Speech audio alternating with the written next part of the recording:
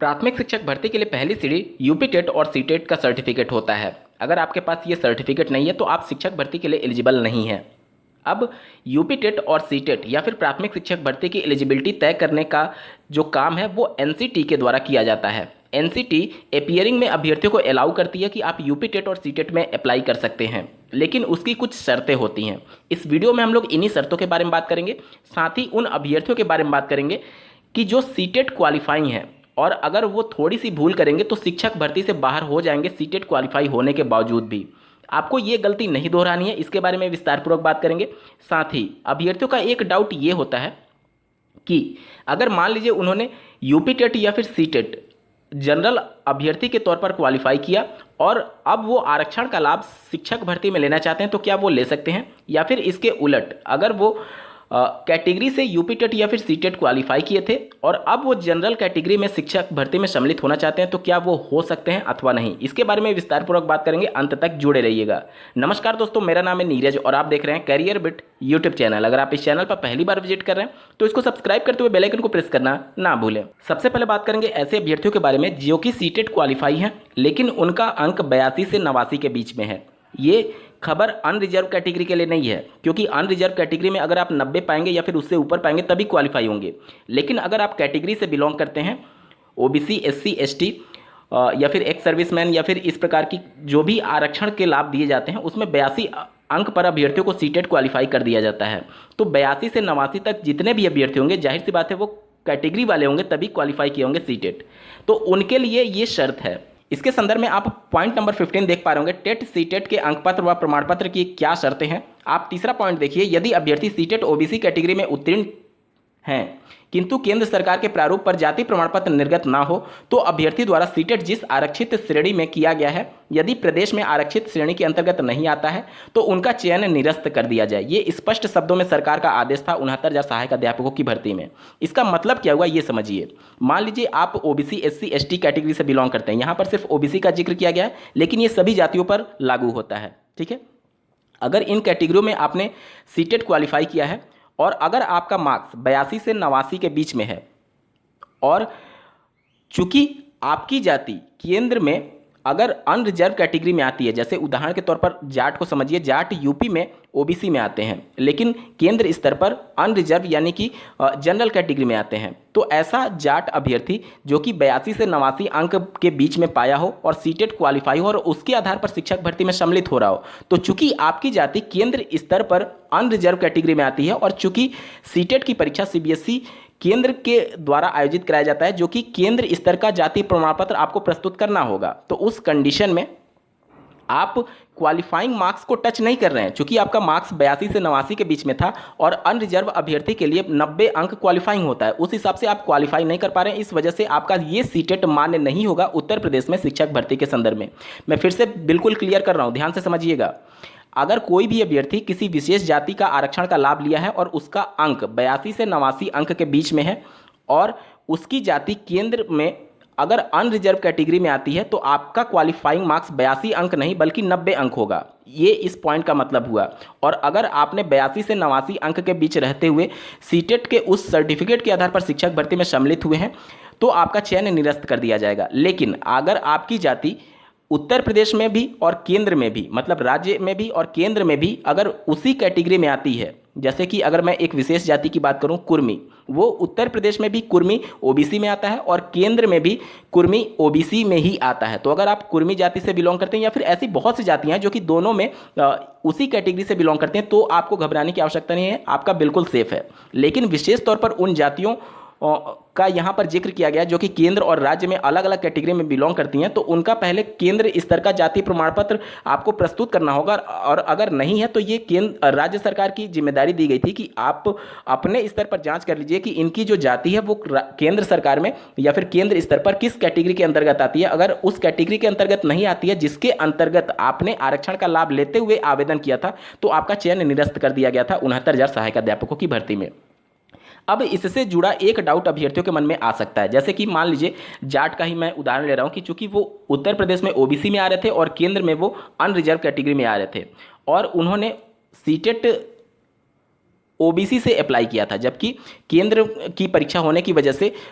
वो unreserved category में आ रहे थे, तो क्या इनका ये सीटेट मान्य होगा या नहीं, क्योंकि केंद्र स्तर का वो अनरिजर्व में आ रहे हैं और चूंकि उत्तर प्रदेश से अप्लाई किए थे तो वो उन्होंने ओबीसी से अप्लाई किया था। देखिए ये आपका सीटेट पूरी तरीके से वैलिड होगा, क्योंकि आप राज्य स्तर की शिक्षक भर्ती प्रक्रिया में सम्मिलित होने जा रहे हैं, जो कि आप ओबीसी से ही बिलोंग करते हैं, ठीक है। तो आपका ये गलत नहीं हुआ है, लेकिन आपके लिए शर्त इतना ही है कि आपका क्वालिफाइंग मार्क्स 90 होगा, ना कि 82 अंक होगा, ठीक है। आपका डाउट क्लियर।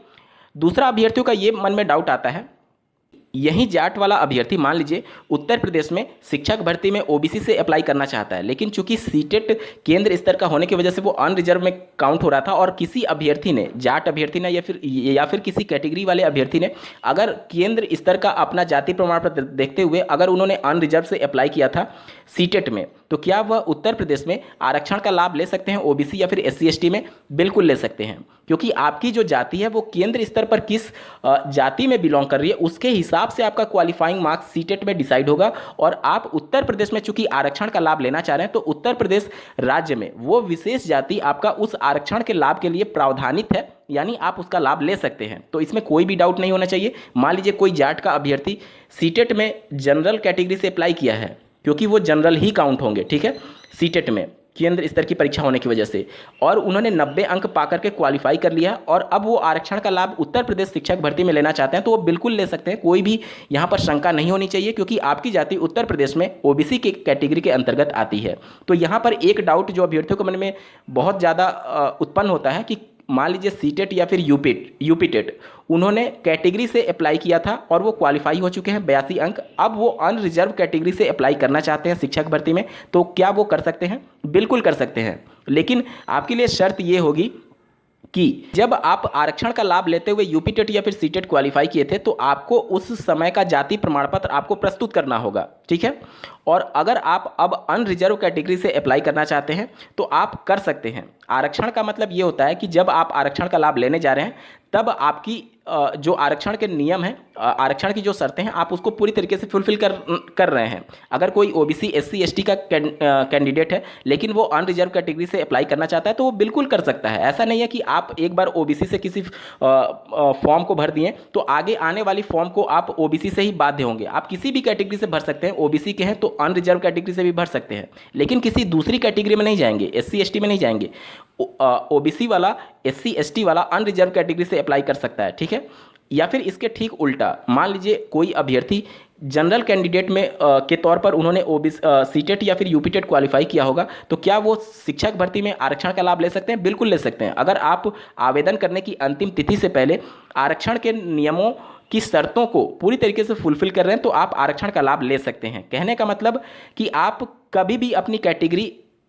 अनरिजर्व या फिर स्पेशल कैटेगरी जिससे आप बिलोंग करते हैं उसमें स्विच कर सकते हैं, लेकिन जब भी आप स्विच करेंगे तो आपको उस समय का प्रमाण पत्र प्रस्तुत करना होगा कि आप सभी नियमों और शर्तों को पूरी तरीके से फुलफिल कर रहे हैं। यहाँ पर थोड़ा सा मैं आपको विशेष तौर पर बताना चाहूँगा कि देखिए, जब भी आपकी काउंसलिंग होगी इस टाइप की, तो आपको थोड़ा सा परेशानी का सामना करना पड़ सकता है, क्योंकि आपका जब काउंसलिंग के दौरान देखा जाएगा कि आपका टेट इस कैटेगरी से है और शिक्षक भर्ती में आपने इस कैटेगरी से अप्लाई किया है, तो आपको उनको समझाना पड़ेगा कि ये सभी चीज़ें हैं। हो सकता है कि आपकी नियुक्ति को वो होल्ड पर भी डाल दें, और इस प्रकार की चीज़ें देखी गई हैं पिछली भर्तियों में। तो आपको सावधान रहना होगा। कैटेगरी बहुत माइनर चीज़ देखने को लगती है, लेकिन आपको चयन से दूर भी ले जा सकती है। तो ये सभी चीज़ें, छोटी छोटी बातों का आपका विशेष तौर पर ध्यान देना होगा।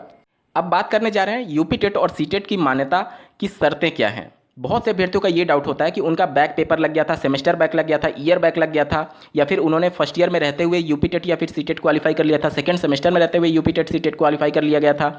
या फिर उनका फर्स्ट सेकंड सेमेस्टर प्रमोट हो गया था, या फिर बीएड के कंडीशन में फर्स्ट ईयर प्रमोट हुआ था, तो क्या उनका मान्य होगा या नहीं।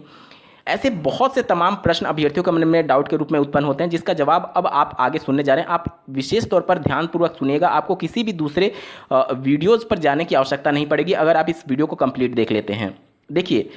जो भी यूपीटेट सीटेट या फिर शिक्षक भर्ती की शर्तें तय करता है वो एनसीटी संस्था है। उनके द्वारा स्पष्ट शब्दों में जब यूपीटेट या फिर सीटेट के लिए गाइडलाइन जारी किया जाता है, तो उसमें स्पष्ट लिखा रहता है कि आप अपीयरिंग में अप्लाई कर सकते हैं अंतिम वर्ष में रहते हुए। अगर आप 2 वर्षीय बीएड कोर्स से संबंधित है या फिर 2 वर्षीय डीएलएड कोर्स से संबंधित है, तो अंतिम वर्ष का मतलब सेकेंड ईयर हुआ। चूंकि डीएलएड में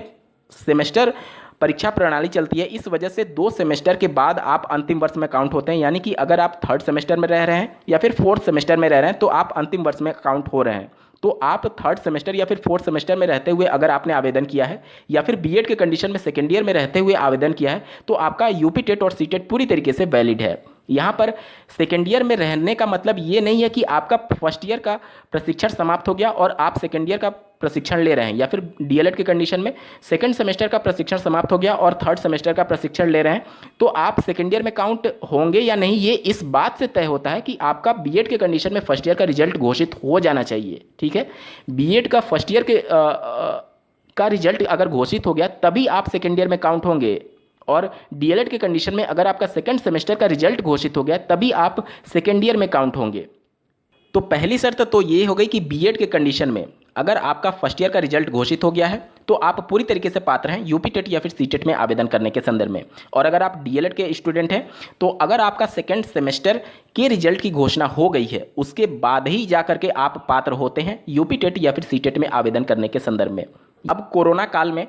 डीएलएड और बीएड के स्टूडेंट को प्रमोट कर दिया गया था तो उनके लिए क्या शर्तें हैं? उनके लिए भी बिल्कुल यही शर्तें हैं। देखिए, जब आप अपीयरिंग में अप्लाई करते हैं तो आपसे मार्क्स के डिटेल नहीं पूछे जाते हैं, आपसे सिर्फ इतना पूछा जाता है कि आप सेकेंड ईयर में हैं या फिर फर्स्ट ईयर में हैं। तो अगर आप प्रमोटेड स्टूडेंट हैं और जो ऑफिशियल लेटर जारी किया जाता है जो कि ऑथराइज्ड संस्था है जो आपकी परीक्षा लेती है, पीएनपी या फिर एससीईआरटी या फिर बीएड के कंडीशन में आपका जो यूनिवर्सिटी होगा, अगर उनके द्वारा ऑफिशियल लेटर जारी करते हुए ये आदेश जारी कर दिया गया था यूपी टेट और सीटेट में आवेदन करने की अंतिम तिथि से पहले कि आपको प्रमोट कर दिया जाता है और फर्स्ट ईयर प्रमोट होकर के आप सेकेंड ईयर में चले गए थे और डीएलएड के कंडीशन में सेकेंड सेमेस्टर प्रमोट होकर के 3rd सेमेस्टर में चले गए थे तो उस कंडीशन में आपका ये यूपी टेट और सीटेट पूरी तरीके से वैलिड होगा। लेकिन आपके पास ये साक्ष्य होना चाहिए कि आवेदन की अंतिम तिथि से पहले यूपी टेट या फिर सीटेट में फॉर्म भरने की अंतिम तिथि से पहले आपके पास वो ऑफिशियल लेटर प्रमोट का होना चाहिए, आप सेकेंड ईयर में टेक्निकली होने चाहिए। अब बात कर लेते हैं बैक पेपर के साथ यूपी टेट और सीटेट की मान्यता की क्या शर्तें हैं। देखिए, बैक पेपर के लिए जो एनसीटी की गाइडलाइन है वो ये कहती है कि अगर आपका सब्जेक्ट बैक है बीएड के कंडीशन में और डीएलएड दोनों के कंडीशन में तो आप अगले वर्ष या फिर डीएलएड के कंडीशन में अगले सेमेस्टर में प्रमोट हो जाते हैं। ठीक है, लेकिन आपको वो बैक पेपर क्लियर करना होगा भविष्य में जा करके। अब मान लीजिए बीएड के कंडीशन में किसी अभ्यर्थी का सब्जेक्ट बैक लग गया और वो सेकेंड ईयर में चला गया, मतलब फर्स्ट ईयर का रिजल्ट घोषित हो गया, उनका सब्जेक्ट बैक लग गया, लेकिन वो पात्र हैं सेकेंड ईयर में एडमिशन लेने के लिए, तो उस कंडीशन में आप सेकेंड ईयर में ही काउंट हो रहे हैं। और उस समय बैक के साथ, सब्जेक्ट बैक के साथ अगर आपने यूपी टेट या फिर सीटेट में आवेदन किया था तो आपका ये यूपी टेट और सीटेट पूरी तरीके से वैलिड होगा। लेकिन शर्त ये है कि आप इस यूपी टेट और सीटेट का यूज तभी कर पाएंगे जब आपका पूरा प्रशिक्षण समाप्त हो जाएगा, आप अपने बैक पेपर को भी क्लियर कर लेंगे। स्पष्ट शब्दों में मैं कह रहा हूँ, कोई भी बैक पेपर अगर आपका रह गया तो आपका ये सर्टिफिकेट वैलिड नहीं होगा और आप शिक्षक भर्ती में अप्लाई नहीं कर पाएंगे। और अगर डीएलएड के कंडीशन में मैं बात करूँ तो यहाँ पर भी यही शर्तें हैं। सब्जेक्ट बैक के कंडीशन में अगर आपका एक सब्जेक्ट या फिर अधिकतम 2 सब्जेक्ट में बैक लगा हुआ है तो उसे सब्जेक्ट बैक बोला जाता है डीएलएड में। तो अगर आपका सब्जेक्ट बैक रहते हुए अगर आप के सेकंड सेमेस्टर के रिजल्ट की घोषणा हो गई, यानी टेक्निकली आप सेकेंड ईयर में जा चुके हैं, तो उस कंडीशन में बैक पेपर रहते हुए, सब्जेक्ट बैक पेपर रहते हुए अगर आपने यूपी टेट और सीटेट में आवेदन किया था तो भी आपका ये सर्टिफिकेट यूपी टेट और सीटेट पूरी तरीके से वैलिड होगा। लेकिन आप इसका यूज तभी कर पाएंगे जब आपका बैक पेपर क्लियर हो जाएगा और पूरा प्रशिक्षण समाप्त हो जाएगा। डीएलएड के कंडीशन में अभ्यर्थियों का ये डाउट हो सकता है कि मान लीजिए एक अभ्यर्थी जिसका फर्स्ट सेमेस्टर में 2 सब्जेक्ट में बैक लगा और सेकंड सेमेस्टर में भी 2 सब्जेक्ट में बैक लग गया, दोनों सेमेस्टर में उनका सब्जेक्ट बैक था, लेकिन जो सेमेस्टर बैक होता है उसकी शर्त ये होती है कि अगर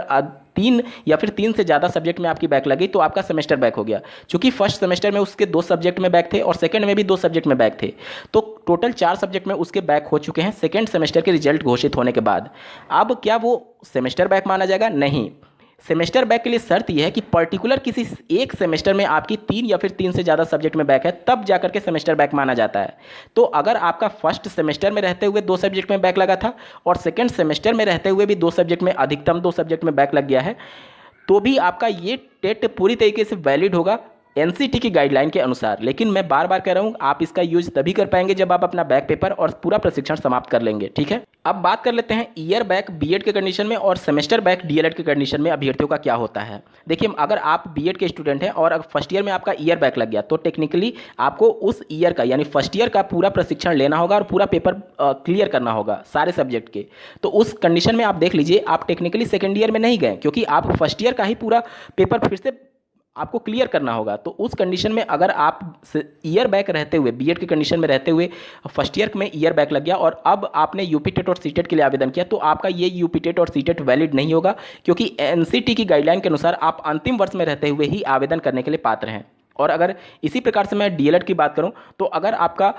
सेकेंड सेमेस्टर में सेमेस्टर बैक लग गया तो भी आप सेकेंड ईयर में काउंट नहीं हो रहे हैं, क्योंकि सेकेंड सेमेस्टर का आपका पूरा पेपर आपको क्लियर करना होगा, तब जाकर के आप थर्ड सेमेस्टर में एडमिशन लेंगे। तो अगर सेकेंड सेमेस्टर में रहते हुए अगर आपका सेकेंड सेमेस्टर बैक लगा हुआ है और तब अगर आपने यूपी टेट और सीटेट क्वालिफाई कर लिया तो आपका ये वैलिड नहीं होगा, क्योंकि टेक्निकली आप सेकेंड ईयर में नहीं थे। अभ्यर्थियों का ये डाउट होता है कि मान लीजिए उनका फर्स्ट सेमेस्टर में सेमेस्टर बैक लग गया, यानी वो फर्स्ट सेमेस्टर में पूरा सब्जेक्ट में बैक पेपर है और वो फर्स्ट सेमेस्टर के पूरे पेपर को क्लियर कर लिया, उसके बाद से सेकंड सेमेस्टर में गए, सेकंड सेमेस्टर में उनका एक या फिर दो सब्जेक्ट में बैक लग गया और उसके बाद से वो थर्ड सेमेस्टर में पात्र थे एडमिशन लेने के लिए, क्या तब वो उनका पात्र होगा? बिल्कुल वैलिड होगा, क्योंकि देखिए फर्स्ट सेमेस्टर में आपने सेमेस्टर बैक जब क्लियर किया तभी आप सेकंड सेमेस्टर में गए होंगे और सेकंड सेमेस्टर का रिजल्ट जब घोषित हुआ तो चूंकि आपका दो सब्जेक्ट में बैक था तो उस समय वो सब्जेक्ट बैक काउंट हो रहा है और सब्जेक्ट बैक में एनसीटी ये कहती है कि आप अगले सेमेस्टर में एडमिशन लेने के लिए पात्र होते हैं, यानी कि टेक्निकली आप सेकेंड ईयर में काउंट हो रहे हैं और तब अगर आपने यूपी टेट और सीटेट के लिए आवेदन किया था तो आपका ये सर्टिफिकेट पूरी तरीके से वैलिड होगा। अगर आपकी बैक सेकेंड ईयर में बीएड के कंडीशन में और डीएलएड के कंडीशन में थर्ड या फिर फोर्थ सेमेस्टर में लगी है तो उसका कोई भी मतलब नहीं होगा। अगर आपका ईयर भी बैक लग गया सेकेंड ईयर में लेकिन फर्स्ट ईयर क्लियर है और उसी प्रकार से डीएलएड के कंडीशन में थर्ड सेमेस्टर में सेमेस्टर बैक लगा हो या फिर फोर्थ सेमेस्टर में सेमेस्टर बैक लगा हो, उससे कोई भी प्रभाव नहीं पड़ता है। आप पात्र होंगे यूपी टेट और सीटेट में आवेदन करने के लिए, क्योंकि आप टेक्निकली सेकेंड ईयर में हैं और यही एकमात्र शर्त है एपीयरिंग में अप्लाई करने के संदर्भ में। अब मैं उम्मीद करता हूं कि टेट सर्टिफिकेट की मान्यता को लेकर के जो भी डाउट आपके मन में था सब कुछ क्लियर हो गया होगा। बावजूद इसके अगर आपका कोई डाउट रह जाता है तो कमेंट सेक्शन में पूछ सकते हैं। इस वीडियो को देखने के लिए आपका बहुत बहुत धन्यवाद। भगवान करे आपका दिन शुभ हो।